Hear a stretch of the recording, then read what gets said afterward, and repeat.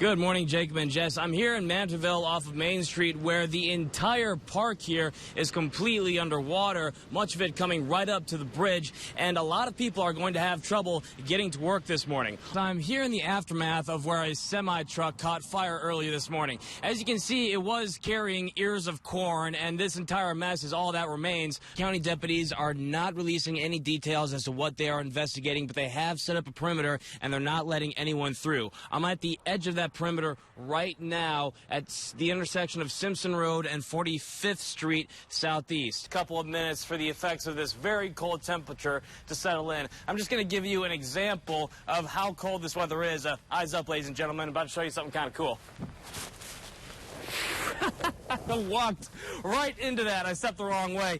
But that's just an example of what happens when you throw hot water out and temperatures at like this. And now that I got your attention, you just might want to take I am near the corner of Snelling Avenue and East Lake Street. Behind me, there is an Arby's burning to the ground. Just down the street from here is a liquor store that is also on fire right across from the police precinct, which is partially in flames, but there are also demonstrators inside smashing windows and destroying the entire inside. You can see them running around inside the precinct. Behind me, the sound of glass smashing, breaking bottles, throwing Molotov cocktails. There are not any police here, but it doesn't seem that anybody has been injured. I arrived at Minneapolis around 11 o'clock last night and was at the scene until about 2 o'clock this morning. Emotions ran high, and for many, the city won't be the same. Some people were seen throwing Molotov cocktails, setting fire to multiple businesses and vehicles. A dramatic scene at the front of the police precinct saw demonstrators chanting and raising their fists. Police had already evacuated at this point, but demonstrators also vandalized the inside of the precinct, smashing windows and spraying graffiti. A nearby Arby's was also set on fire and burned to the ground. Minnehaha Lake Wine and Spirits was also looted and burned. Fireworks were continuously set off, and the scene grew more chaotic as fires spread throughout the night. Reporting live in the studio, Keelat Fitzgerald, KTDC News. Rochester was named a high-intensity drug trafficking area this year, as officers respond to daily drug-related crimes and record volumes of narcotics are seized. The amount of illegal substances that are being trafficked into our city on a daily basis is unacceptable, and we need to work hard to fight that. Police need help from people who can get to places they can't, sources with access to dealers who trust them. This usually means former drug users who volunteer to become confidential informants in order to build a case against traffickers.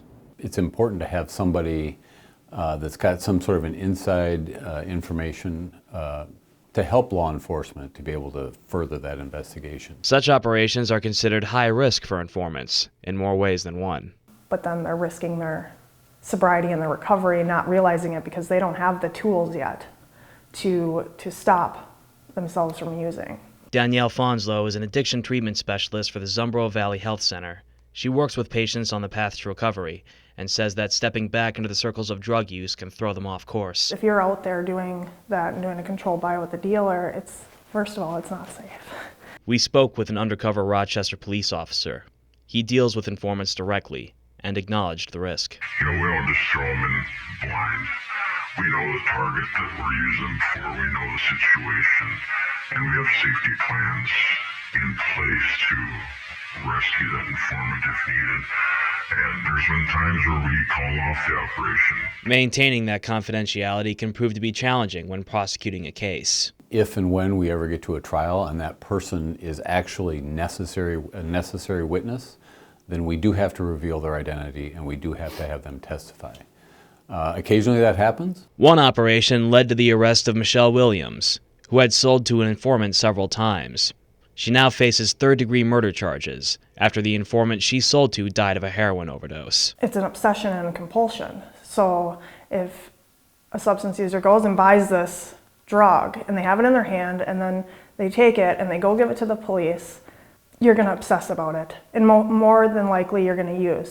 Using some of these, lower level offenders to get to the higher level offenders that cause more harm to the city of Rochester and surrounding area is worth it. Without their help, this community is a far less safe community. Undercover investigations continue to play a pivotal role in the drug war, as it continues with no end in sight.